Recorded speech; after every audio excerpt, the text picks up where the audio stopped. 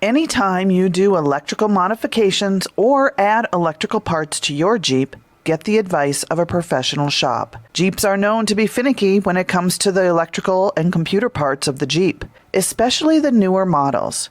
This video shows you how I installed the Jeep cables on my 2015 Jeep Wrangler Unlimited Rubicon. Before you do any work, again, check with a professional shop. Hey everyone, Jeep Mama here. A step-by-step installation so you can see how it works in your Jeep. This is the Big 7 battery cable kit from jeepcables.com. The kit includes the standard Big 3, your alternator output to battery positive, battery negative to frame body, engine ground to frame body, plus leads to the starter, fuse relay box, and an external fuse to avoid routing the increase in current capacity through the smaller fuse box wiring. Let's get started. Jeep Cables comes with these 3 grounds, the black cables. They come labeled. On one side, the labels will read Firewall, Battery, Engine Block. And then if you flip them over on the other side, it will read Engine Block, Fender, Battery Negative. Just follow the labels. Step 1. Disconnect the battery. You will be replacing the factory terminals with the ones supplied by Jeep Cables. Notice the difference. You will need a 10mm wrench for this. Step 2. Clean your battery terminals. You can do this by using sandpaper. Now it's time to start removing the factory cables. First, you're going to want to start with the power module, or some people call it the TIPM. So you got to take the cover off. Then using a 13mm wrench, you can remove the cable. There's a bolt here in the corner. And this is for the JKUs. Once the cable is off, you will have to weave it out of the other cables. Move your hand a sec. It's attached to that bolt right there.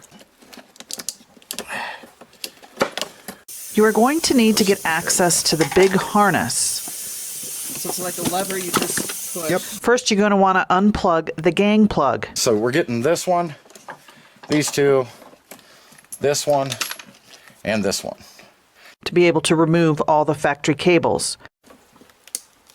Then we need to separate it from the plastic shield. So now you're popping this big loom of wires. They are connected by plastic Christmas tree-like tabs. Later, you can use zip ties with holes in them to reattach the wires. When are you cutting those little tabs? So can I see it? You will need to cut the plastic tabs so you can open up the harness. So these were the tabs that went into the plastic shield. Yep. And you just snipped them so you can take the wires apart. Yep.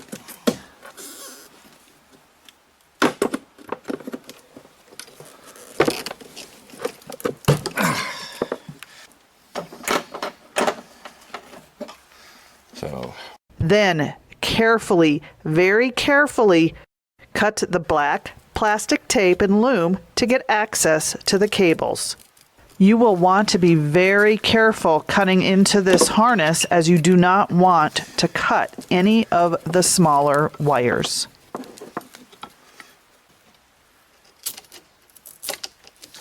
Before we started cutting the factory cables, we disconnected the cable from the alternator. It's helpful to remove your air cleaner housing. Taking off the air filter housing compartment is not necessary, but makes for easier access. There are 3 disconnection points to remove the air cleaner. On the incoming air temperature sensor, use a flathead screwdriver and lift the plastic tab a little to pull it apart. Okay, so you took it off right here. Then you're going to want to remove the cable from the alternator. This cable is red with a gray stripe. And as you can see, you can follow its path all the way through the harness to the point where we were cutting into the harness earlier. It's a 13mm nut. For safekeeping, I would put the nut back until you attach the new Jeep cable. Those are clippy things. Once again, you are going to want to open up the harness by cutting the tape and insulation, because you're going to want to cut this cable, the red with the gray stripe. Always make sure you check your wires before you cut them. Be careful of the two smaller wires. You do not want to cut those. And it's not going to hurt to leave this cable inside the harness. The alternator wire on my 2015 Jeep Wrangler is the red with gray stripe. Once you cut the wire, you're going to want to clean up all the extra plastic and the electrical tape, as you will be retaping it. Take your time and do a thorough job. The tape on my factory cable was very brittle and crinkly. Electrical tape will become brittle until useless under slow heat. After we cleaned up and removed all the brittle tape, we taped the wires with new electrical tape. Removing the air filter allowed for better access. So this is the part that went into the air box. The air box. We reinforced the joint of the harness by wrapping it with tape as well. Oh, okay.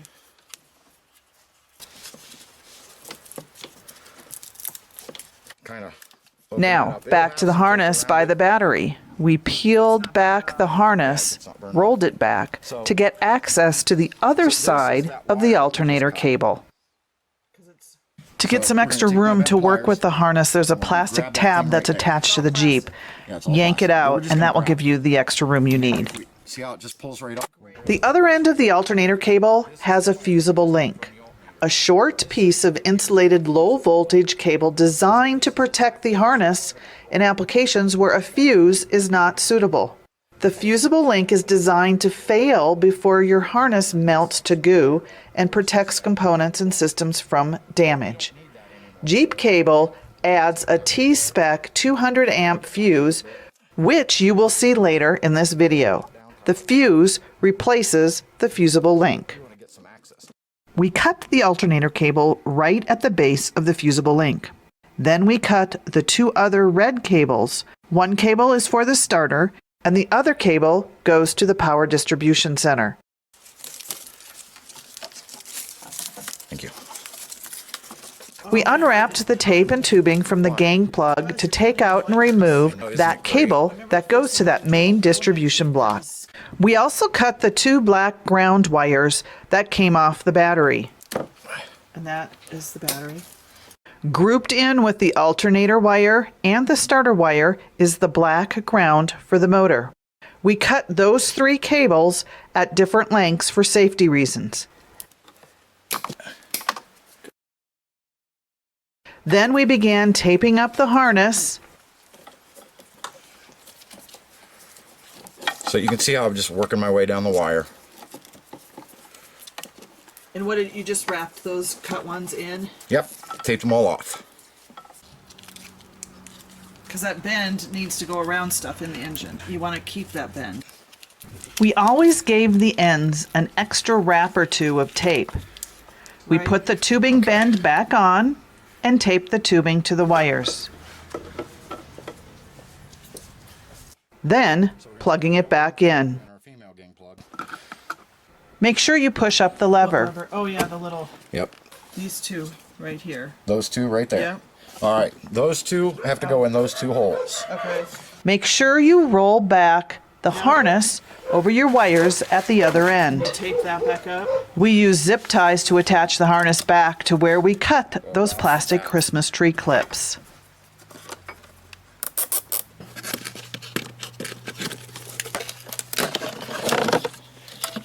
Next, we removed the negative battery to ground cable. It runs on the underside of the power distribution box. To get at that, we needed to remove the box. See how you open up that tab right there? Yeah. And pull up on it.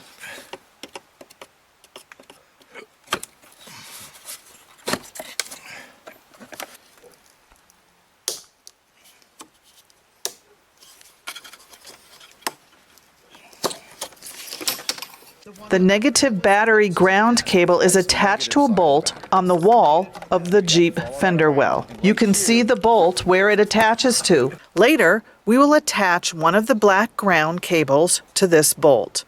There was a smaller wire on the battery as well. It's for the cooling fan relay. We did not cut this wire. Notice it has a fusible link as well. This wire needs to be attached to the same wall that the gangplank was attached to. Now that the factory cables have been disconnected, it's time to install the Jeep cables. We're going to start with 2 of the 3 black cables. One is labeled engine block to firewall. The other is engine block to battery. You will put the engine bolt through these cables, then add the black plastic spacer. Then reattach the engine bolt back into the engine block. We're going to go down here. We use the bolt directly below the valve cover on the engine block. Then you snake the cable labeled firewall. You snake that cable back through towards the firewall. Goes right there. Then reattach the nut. Now it's on to the 3rd cable, fender to battery negative. This black cable attaches to the bolt on the fender wall. You will want to point the cable down and towards the battery. Then work the cable down along the side of the battery to the negative connector.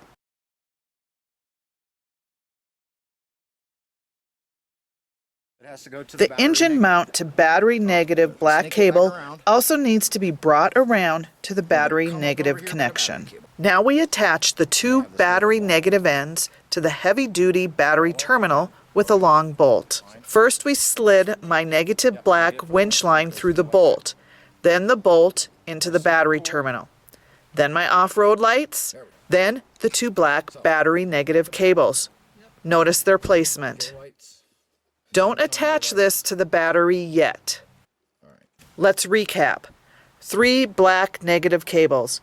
Engine block to firewall, engine block to battery negative, fender wall to battery negative. Okay, it's time to install the red positive Jeep cables. Now we're going to finish up with the 4 red cables. The shortest one is fuse to battery positive. Then we have battery positive to the PDC, which is the power distribution center. We also have the starter to the battery positive and fuse to alternator. First, we're going to attach the end that says PDC to the bolt in the power distribution center. Now it's time to take the red cable, the alternator to battery positive. We're going to start with the alternator end from the back by the firewall. We're going to follow the same path as the factory harness. Take your time and feed it through to the alternator. Attach it to the alternator and reattach the nut. Be careful not to over tighten this one. Now it's time to attach the PDC battery plus end and the alternator battery positive end to the fuse, the T-Spec 200 amp fuse provided by Jeep Cables. This replaces the factory fusible link.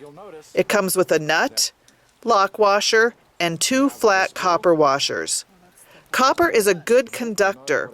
The cables will go between these 2 copper washers.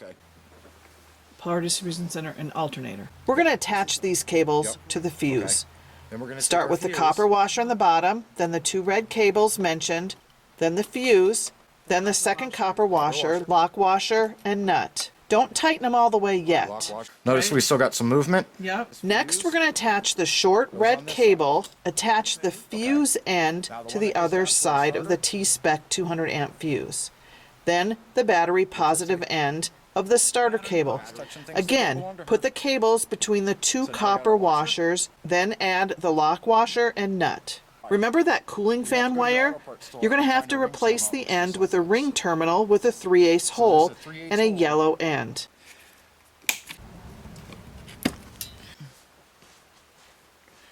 A good squeeze. Then attach that as shown. Go back here. This one goes there. Once you have the 4 red cables plus the cooling fan wire attached to the fuse, hand tighten the nuts on the fuse. Then cover with the rubber boots and put the plastic piece over the fuse. You're going to want to slide the fuse and the cables down alongside that plastic shield. Reattach the factory cable back to the firewall along the top of this plastic shield. Then secure with zip ties.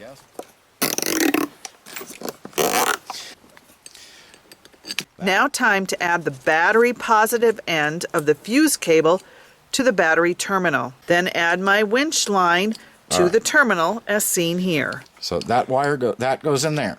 If you look, there's a little, see where they cast that little nub in it right there? That nub is to keep this from turning when we tighten this down. And that'll go like that. And then this will go like that. Then start feeding the starter cable down to the starter so we can attach the cable to the starter. The starter is in between the front drive shaft and the exhaust. Now, this is the hardest part. We unplugged the starter to get at the factory wire we needed to cut. Be very careful with this starter plug. It easily breaks. Ask me how I know. These wires are wrapped in a thermal jacket because they are close to the catalytic converter, which gets extremely hot. Again, carefully cut away to open up so you can get to the wire you need to cut. There we go. You will see two wires, a red one and a yellow one. Do not cut the yellow wire. Cut the red wire. Before you attach the Jeep cable to the starter, bend the lug about 45 degrees. Move the factory starter plug wire out of the way so then you can attach the Jeep cable wire to the big bolt, a copper stud, on the back of the starter. Then attach the nut. Do your best to keep it away from the catalytic converter. Remember, the Jeep cable needs to be pointed straight up because of the other starter cable you'll need to plug back into the starter. Now it's time to attach the positive battery terminal, then the negative terminal to the battery. Make sure all your nuts are tightened. Don't forget to put the air box back. And the PDC, snap that back into place. Then put the cover back on. But you're going to need to trim some of that plastic to make way for the Jeep cable. Now, here are some Jeep Mama tips. Work this project one step at a time. Take your time. And allow a lot of time if you are new to this type of install. Maybe start with the starter first because it's the most difficult. If you have problems, you can call in the professionals. Now, the test. Okay. Will it start? Here we go. We're going to put the key in and see if it works. I'm saying dings.